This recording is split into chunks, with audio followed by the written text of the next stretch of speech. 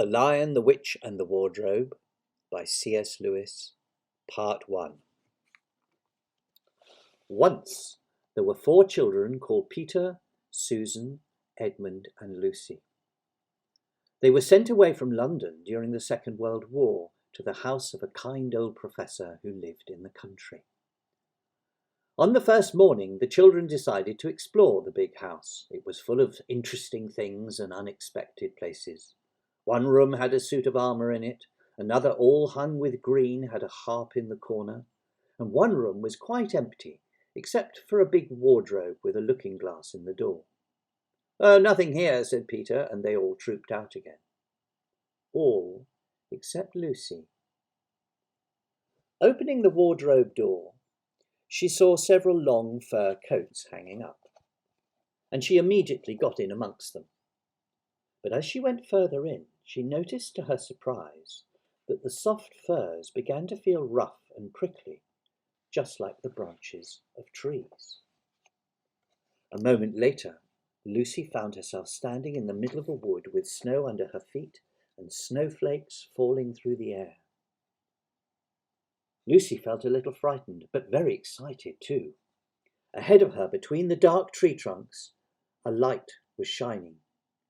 She walked towards it, crunch, crunch, crunch, over the snow. It was a lamppost.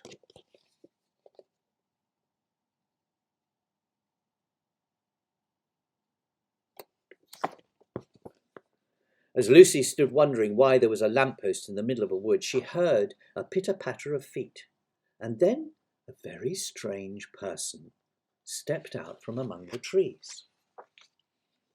From the waist upwards he was like a man, but his legs were shaped like a goat's. He had a pleasant little face and curly hair, out of which stuck 2 horns. He was a fawn. When he saw Lucy, he gave a start of surprise. "Good evening," said Lucy. "Oh, good evening," said the fawn. "Excuse me, but are you a daughter of Eve?" "My name is Lucy," she said, not quite understanding him. "But forgive me, are you, what they call, a girl?" he asked. "Well, of course I am," replied Lucy, thinking his question was very strange. "Well, I've never seen a son of Adam or a daughter of Eve before," said the fawn. "Well, I'm delighted to meet you. My name is Mr. Tumnus."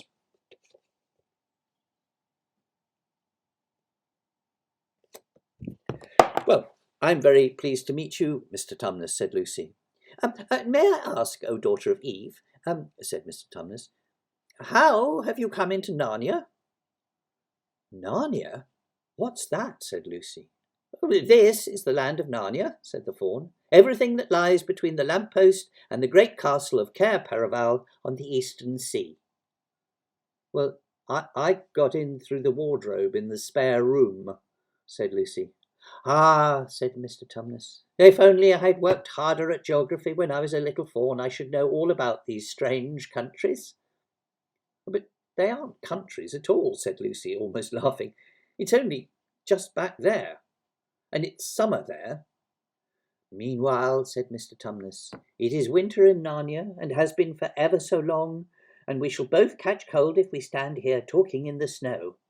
Daughter of Eve, from the far land of the spare room, would you like to come and have tea with me?" "Well, I'd like that very much," said Lucy, who was feeling quite hungry. "Oh, but I won't be able to stay very long." And so Lucy found herself walking through the wood arm in arm with the fawn, as if they'd known each other all their lives.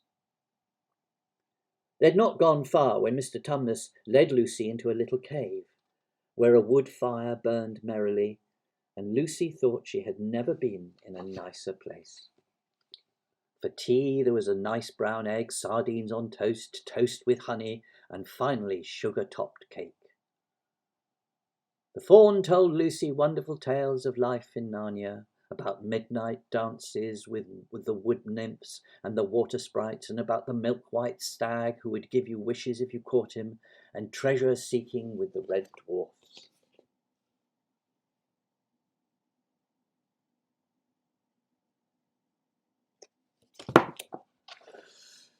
Then he took up a little flute And he played a tune that made Lucy want to cry and laugh and dance all at the same time.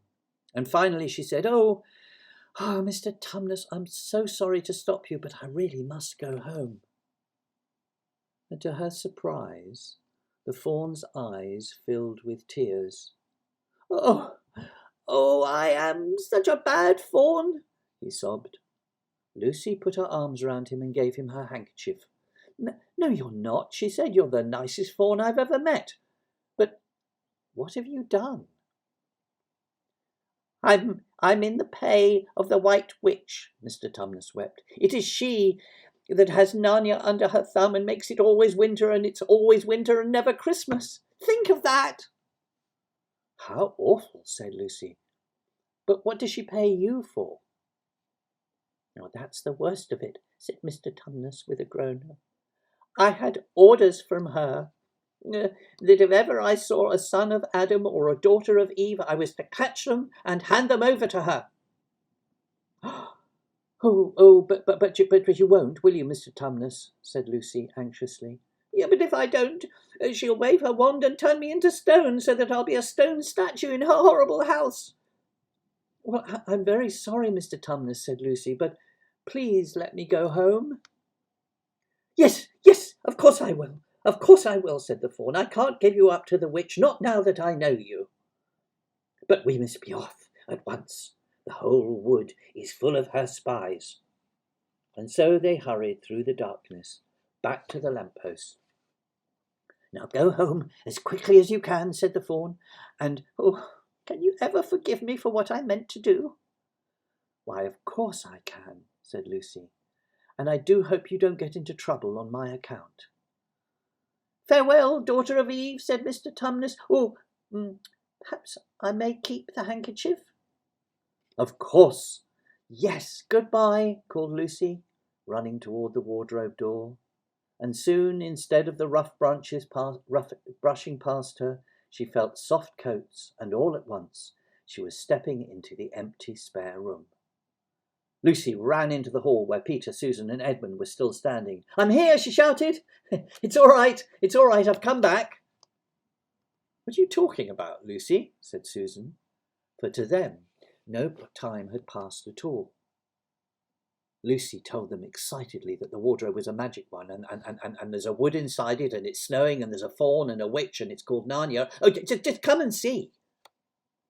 The others didn't know what to think and followed her back into the room, but when Susan pulled the fur coats apart, all they saw was the back of the wardrobe with hooks on it.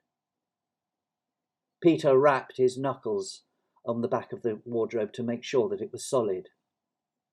Poor Lucy. She couldn't understand it at all, and the others thought she was just making it all up.